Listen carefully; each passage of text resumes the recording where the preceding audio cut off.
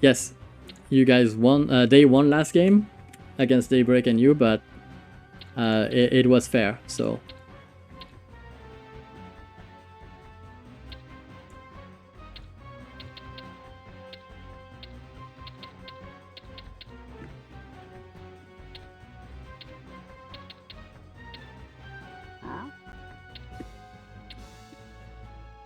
It was fair.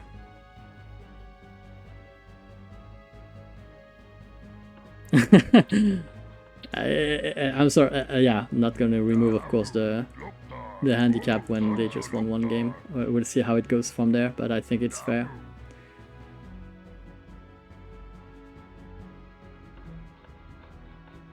Daybreak is getting to know he's a canoe. What do you mean he's going to know he's a canoe?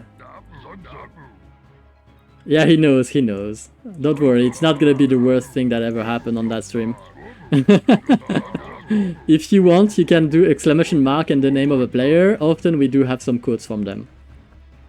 So if you do, for example, exclamation mark Niko, you're gonna get a quote from Niko in 2020, and if you go nighttime, that's, you know, it's pretty much iconic quotes from those players, so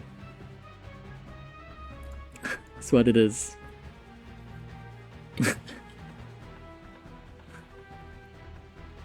Yeah, Daybreak doesn't have quotes yet. Daybreak is fairly new on the channel, like I said. He's joined us the last month, so we don't have an iconic quote from him yet. We have an iconic quote for a lot of players, but not Daybreak yet. I even have one for Zeus. And Goblin.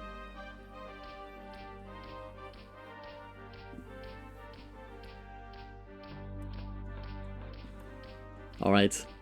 We are watching the game. We have two teams in the likes of Mr. Daybreak in green playing the Cultiars Humans. He's starting here at the bottom right side of the map. His partners are Mr. Paulo in purple playing the Twilight Hammer clan. He's starting here at the top side. And last but not least in that team we have the best, the one and only Flempest playing the orange, the canoe color. He's playing the Burning Blade Orcs and he's starting right here at the bottom right, just next to Daybreak. That's going to be pretty nice. Daybreak's going to be able to help. And you can see that on the top side here, Niko has built 2 racks in the base of his opponent. And I do like that very much because he's going to start making grunts in here. I would love him to start moving that peon away so that his grunts can pop inside. I think he's going to go for, yeah, okay, he's not going to go for an Axor. Could have be going for an Axor, but that's not what's going to happen here. We have the purple player here with the tower and the grunts. He's going to start chipping at those beautiful raxes here. 6 tiles away, the catapult is, the Guard Tower is not going to be able to help against the Axor, and the Axor is going to start getting some value here against the grunts. That's going to be pretty good, although there is only 1 peon left here to start and repair this. I wonder what type of tower this is. If this is a Guard Tower, this is going to be a Guard Tower. Alright, this is interesting. The peon and grunts are going to be pushed away from the racks. Eventually the racks will die because there is a tower here, but it is what it is.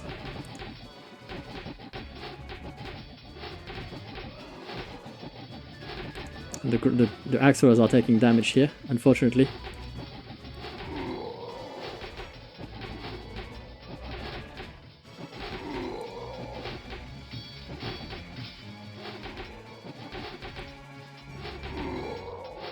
So far so good. The Axors are really paying for themselves right now because he's gonna kill that tower and he's gonna be safe here. Niko is really playing this well. Paulo is in trouble because that tower just died, and now Paulo, he has a grunt inside because he's moved around to move it there, but the Axors are really starting to pile up, and now he's going to be able to repair the racks with the peon. And that's going to be very, very hard to counter. Those Axors are really paying off pretty well. That said, the base of Niko is fairly open. I mean, he's not open, but it's fairly weakly defended. Only 1 Guard Tower will be pretty easy to fight off, and Daybreak is attacking here on nighttime. Nighttime is gonna have to defend. I don't really like the tower here because it's too far forward. It's preventing repairs on these raxes, and that could be a problem. Though it is probably gonna be a cannon tower. and so he should be safe for a time. But this Rax here, it is very weak. It's gonna be attacked pretty hard. Daybreak is not a beginner. He is a returning player, so he's been playing before, but he joined the stream and my community a little bit less than 2 months ago. Don't you know? I don't remember exactly when it was, but yeah. See, the Rax was gonna be very weak here. It was gonna be killed pretty easily. Farm is gonna take damage here, but that's gonna be fine. Nighttime is surviving this. Paolo says GG. The Axeras are really doing a number on him. Paolo's laughing. Yeah, I would laugh too, to be honest. I would be laughing there. Paolo's like, I will watch. You can still play, man. You have a cannon tower. No, don't leave. Oh, you had a cannon tower. You should have stayed in the game a little bit. That was really funny. What happened there? The Axeras from Niko really paid off.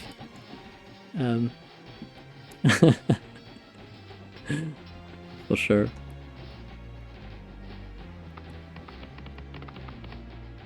So yeah, maybe he played on other servers, we don't know, but with us at least he started playing just a month ago.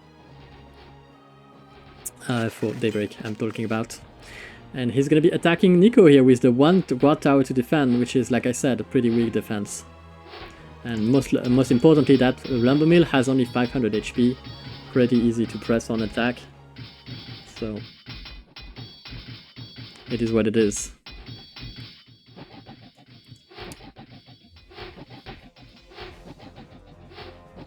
Yeah, I would have liked Paolo to stay in the game here with the Guard Tower and the Cannon Tower. That was still something that could be messing up Niko for a while. That said, he's gonna be fine here. He's defended, and attack is coming. The Axers went to try and attack Daybreak. I think that was a mistake. He should have kept them a little bit until he had the army with Nighttime. Nighttime wasn't ready to attack yet. But it's gonna be 2v3 for now, because there's one player dead, and that's the Paolo. Flempest is still in the game, although he's making... that's actually Eternal Games now, sorry.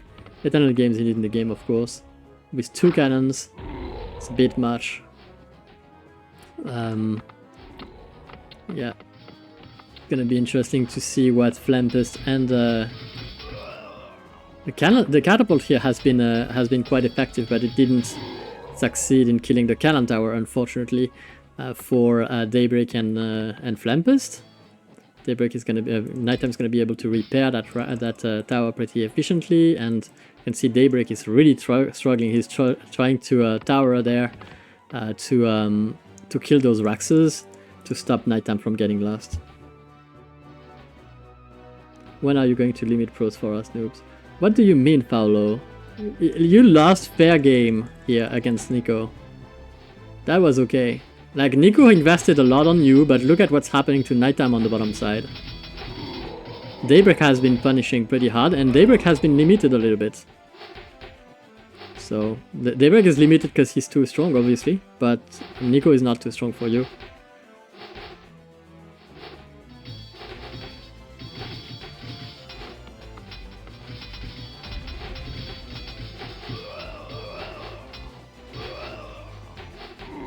Alright, there we go.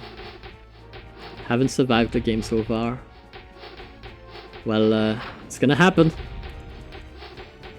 You should have stayed in the game, by the way. If you had stayed in the game, that cannon tower and that guard tower would have stopped the army of Niko to go back.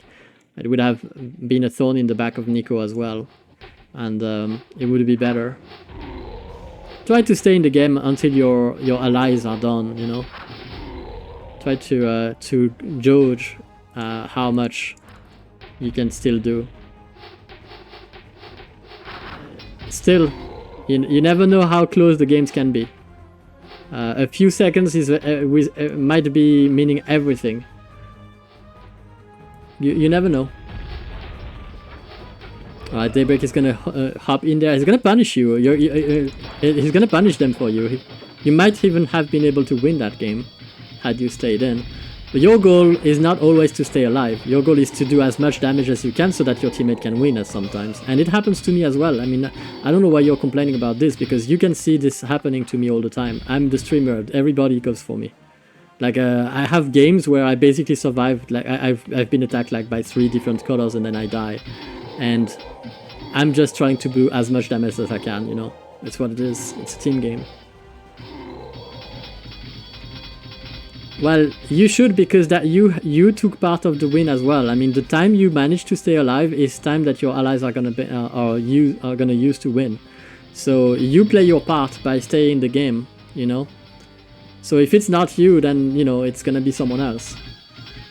You don't like to be the last one in the game, but you don't like to be the first one to be out. So it's like there's always gonna be a first one, and there's always gonna be a last one. You know what it is.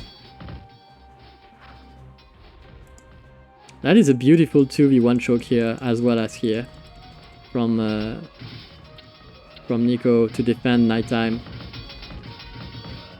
And Daybreak, I mean, Nighttime managed to come, to go out here to try and get an expansion. He needs to keep that fortress alive, though.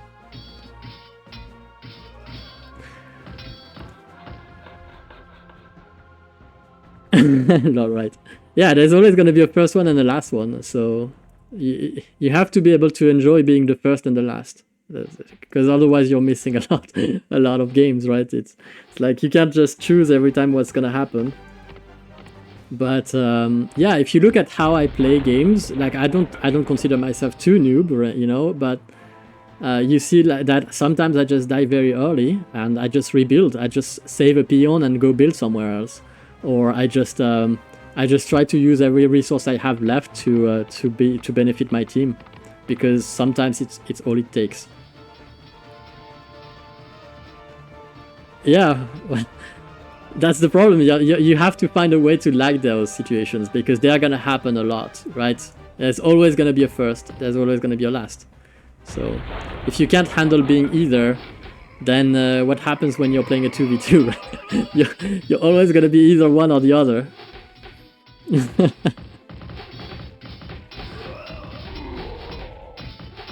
That's beautiful saps. Beautiful saps here. Oh my god, that was absolutely gorgeous.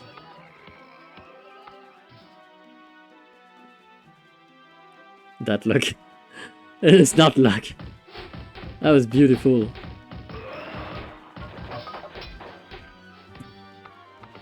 It is not luck. That was really well played.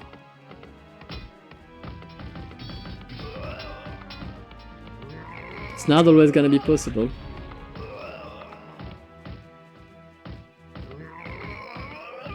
Find a way to defend yourself. Find a way to last. I mean, sometimes you know you're gonna die, right? You know that in that 1v1 you can't win.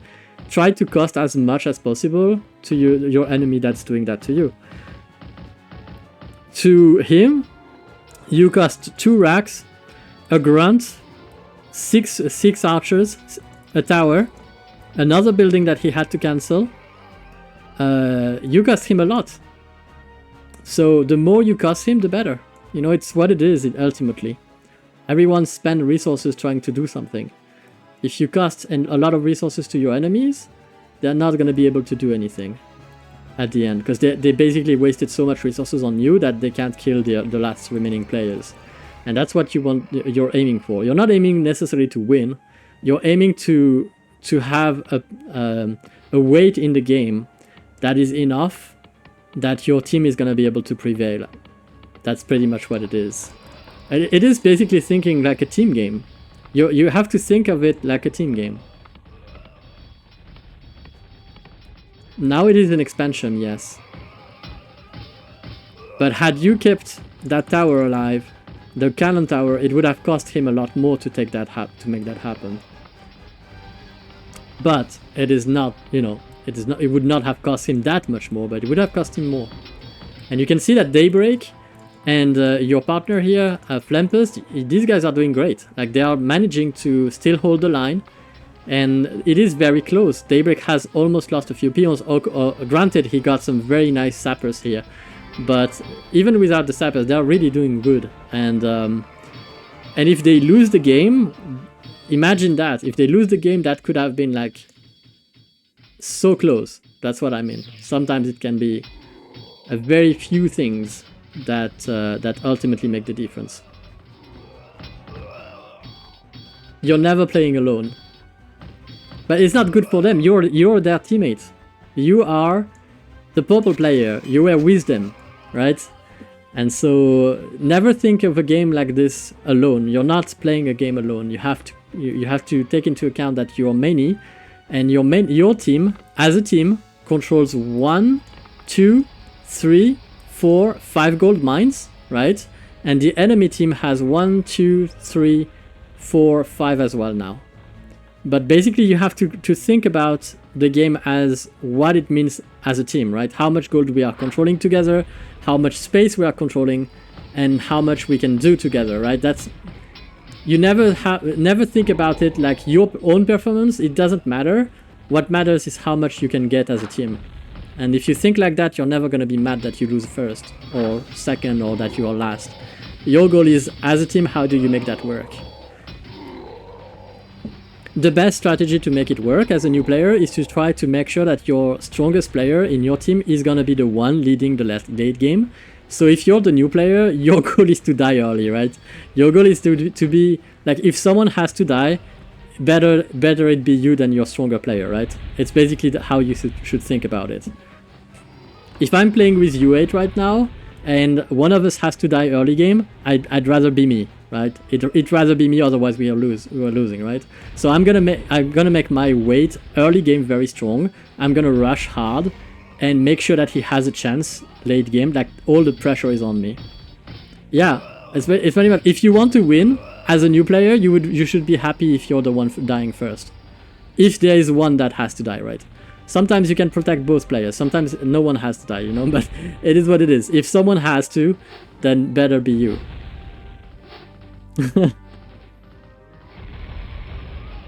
From a practical point, yes, but enjoyment so.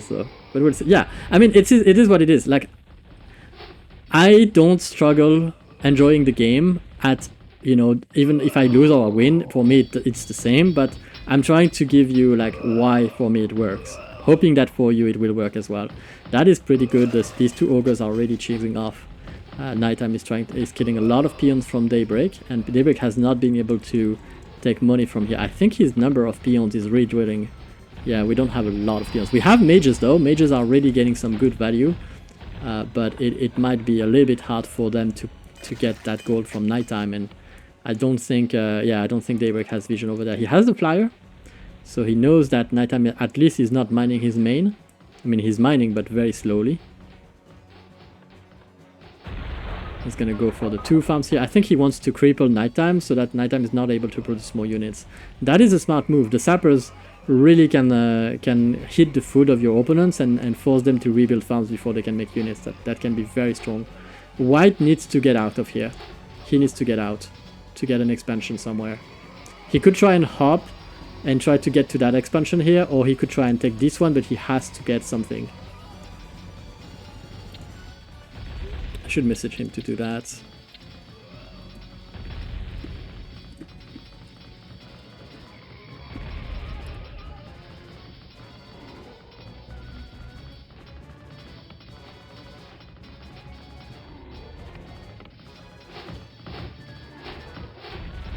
He's making archers to try and face the dragon here.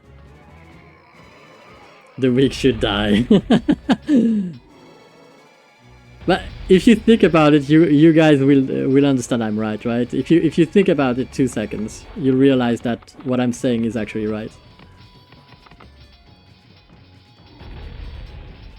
I'm just watching mostly Warcraft 2 content, but it was my childhood game. Maybe if I'll join for 1 or 2 games. Yeah, sure. Give it a try, man. You never know if you don't try.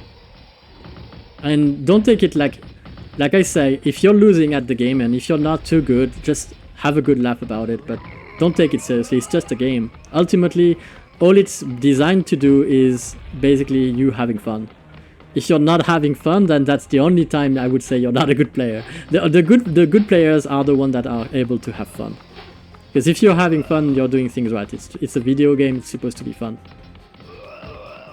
And trust me, you can have a lot of fun losing.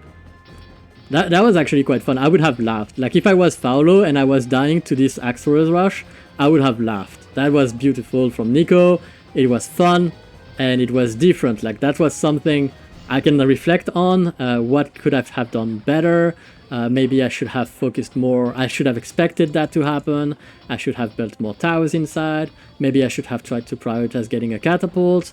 There's so much that can be done on this. And so I would not even be mad. I would just laugh. I would just be laughing. Yeah, basically that's the idea.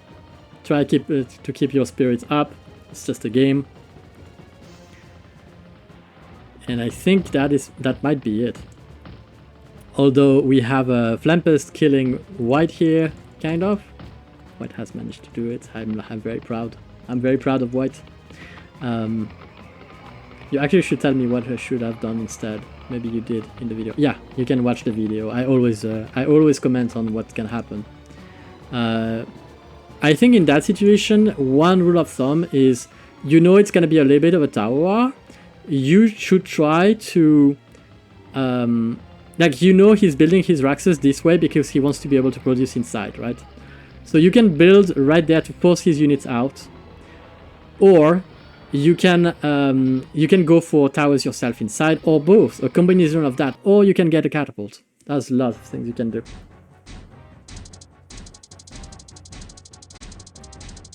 I did, Paulo.